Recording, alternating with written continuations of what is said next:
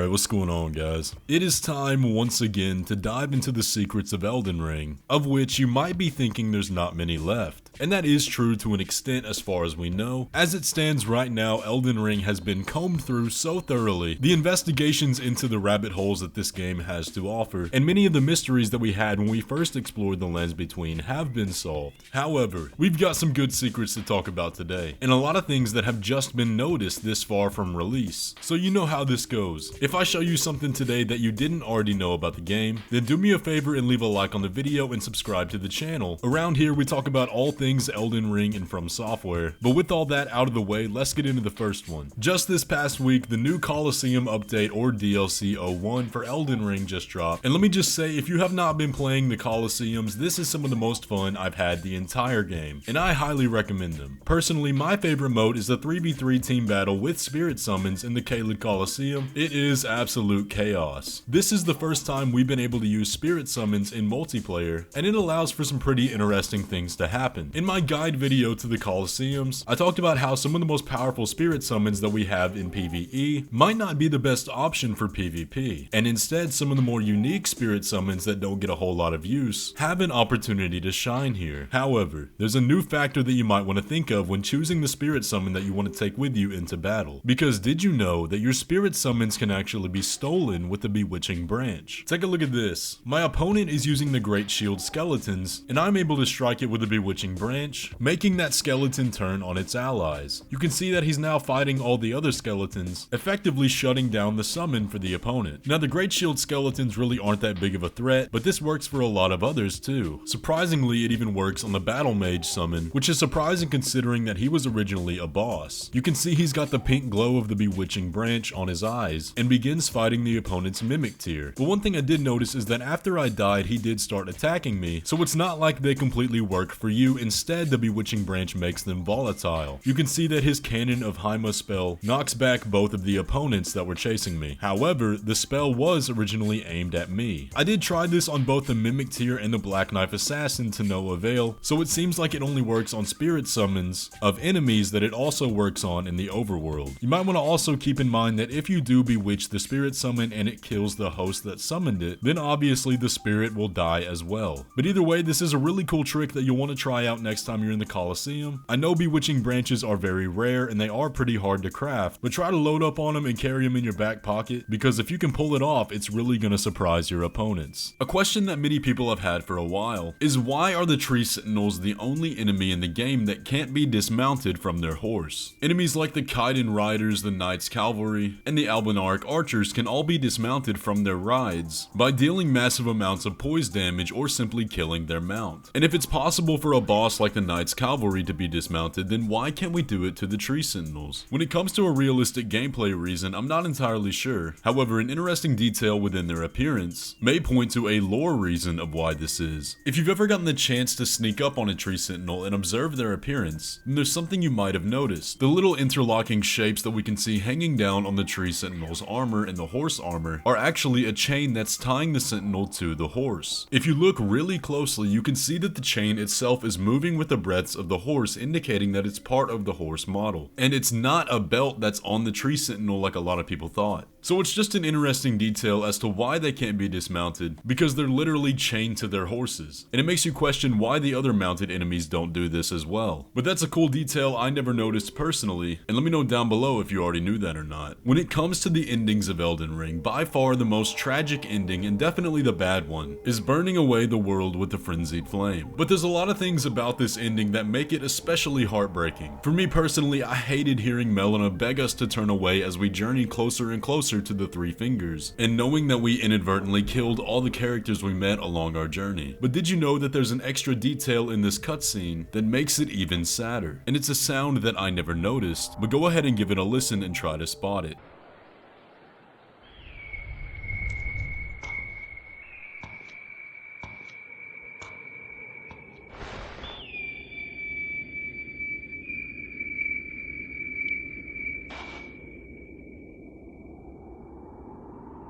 In that cutscene, what sounds like a creepy atmospheric whistle is actually a very tragic detail. because you guys pointed out to me that that whistle in the background is most likely Torrent calling for help. And the reason this makes sense is because the sound ends whenever Melina picks up the Spectral Steed whistle. And because the whistle fades away into ash, it's definitely a sign that Torrent's fate is sealed.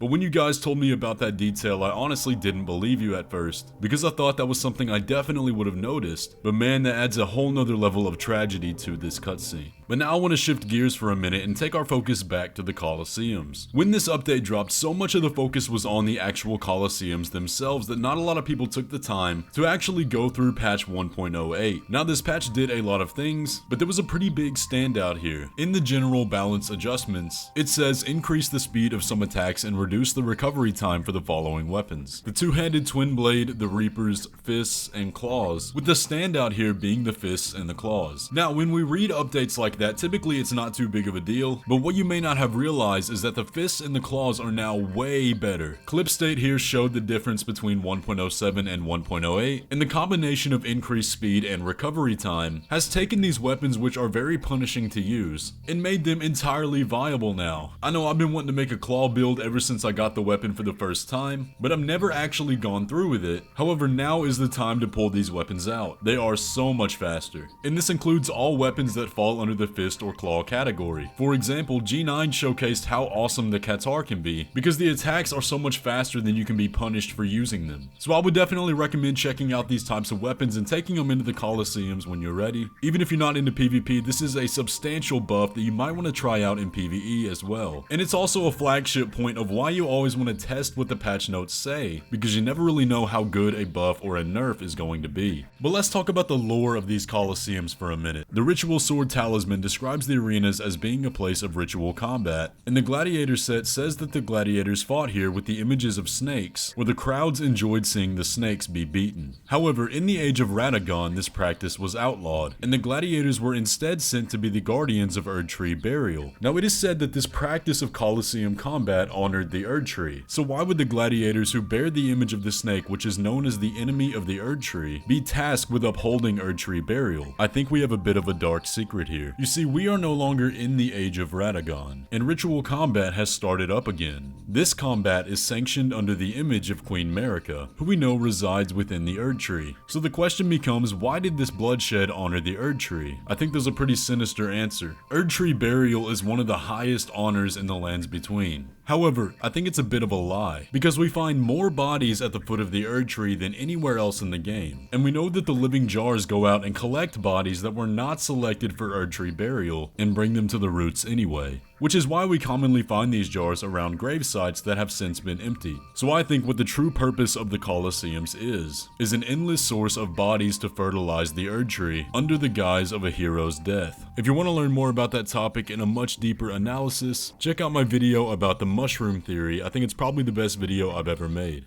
Now this next one is one that I found super interesting. Almost 1,000 hours in this game and I never knew about this or made this connection in my mind, but when you're searching out the walking mausoleums throughout the lands between, you'll find them guarded by the ghost of the Mausoleum Knights, who are said to have beheaded themselves in order to serve their masters after death. But in order to access the mausoleums in which they guard, we have to go around to the feet and knock off all the ghostly skulls, which will obviously bring the mausoleum down and allow us to access the demigod which is on the inside. But an interesting detail happens whenever we bring the mausoleum down. If you choose to ignore it and instead look to the fields outside, you'll notice that the Mausoleum Knights start to die. That is because the skulls we knocked off of the mausoleum's feet were their heads. So that is a super cool detail that I can't believe I never noticed just until now. For the next discovery, we're going to be talking about the quest of Sorceress Sellen, one of the most popular characters in the entire game. Her storyline involves unraveling the mysteries mysteries of the primeval current and glintstone's connection to the stars. One step in her quest involves exchanging her soul via primal glintstone between the first body that we meet and a puppet in Celavis's chamber. But now that we've got super high resolution scans of all the items in the game, an interesting detail has appeared within the piece of glintstone that she gives us. If you take a close look at Sellen's primal glintstone, you can see that in the center of the stone, a fetus is depicted. Perhaps this is the manifestation of her soul which the glintstone supposedly contains, which is evident given that when we place the glintstone within the new body, she retains her memories. But with such a big emphasis on the theme of rebirth in Elden Ring, perhaps it's also symbolic of her physically being born again in the new body. But I thought that was a super cool detail and really puts into perspective the power of glintstone in the primeval current. Before our final little secret today, we're gonna pop back to our discussion on the Duelist or gladiators. As I mentioned earlier, they're outfitted with clothing of snakes, where the bronze snakes wrap around their arms and bite into their skin. Now these snakes may have a sense of reality to them, as they do have a rare grab attack, where a real snake pops out of their arm and bites the player. But that's not all I wanted to talk about. This snake iconography that they wear seems to predate the Shattering, as like we mentioned, Colosseum combat was outlawed under the rule of Radagon. And a strange question is presented when we look at their helmet. Their helmet has tons of snakes intertwining on the top, however one prominent snake right in the middle. But if we follow the underbelly of this central snake, we can see what appears to be an angry looking face, eerily similar to the appearance of Rykard in the God-devouring serpent. But if that is Rykard's image on the helm, then it does raise quite a bit of questions. If my timeline is correct, then Rykard wouldn't have been fused with the serpent at that point, so that leaves a few possibilities. It could be an extreme coincidence and a hefty use of timeline foreshadowing, or that face is a late addition to the helms to show their devotion to the serpents, and therefore the Serpent King. But let me know what you think about that down below. It's definitely way too similar to ignore, although I'm not entirely sure of the conclusion. But anyways though guys, that's gonna pretty much do it for the video today. I hope you enjoyed.